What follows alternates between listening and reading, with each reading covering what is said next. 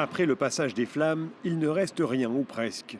Une terre calcinée qu'il s'agira peut-être de reboiser une fois l'incendie terminé. Un processus qui s'annonce long et coûteux. Entre 5 000 et 10 000 euros par hectare, alors que 115 000 sont déjà partis en fumée en France. Une facture potentielle de plusieurs centaines de millions d'euros.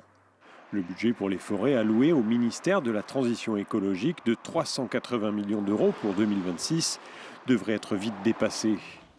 La start-up d'État France Forêt 2100, présentée par la ministre de la Transition écologique, va être créée pour trouver des financements et mettre en relation entreprises et pouvoirs publics.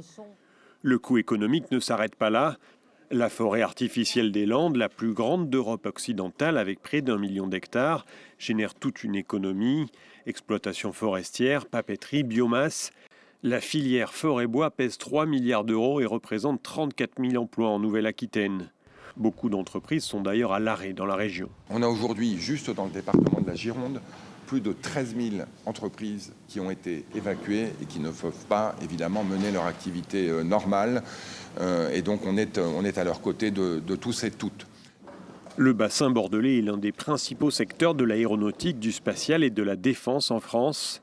La Gironde comptant près de 500 sites industriels, dont 36 classés Céveso. Des usines stockant ou manipulant des substances dangereuses.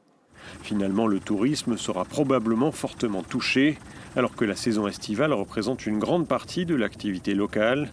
La Gironde, qui a enregistré plus de 9 millions de séjours en 2025, devrait voir sa fréquentation largement en baisse. L'État a demandé aux vacanciers de ne pas venir.